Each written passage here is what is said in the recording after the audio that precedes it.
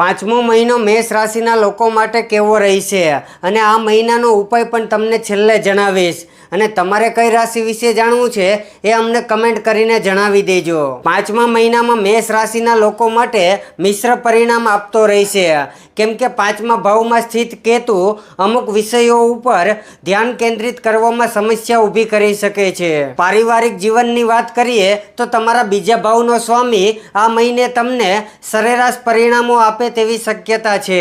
પ્રેમ અને વૈવાહિક જીવનની વાત કરીએ તો તમારા પાંચમા ભાવનો સ્વામી સૂર્યની સ્થિતિ થોડી નબળી રહેશે ખાસ કરીને 15 મે સુધી। આ સમયગાળા દરમિયાન સૂર્ય ફક્ત 12મા ભાવમાં જ નહીં પણ શનિના પ્રભાવ હેઠળ પણ રહેશે।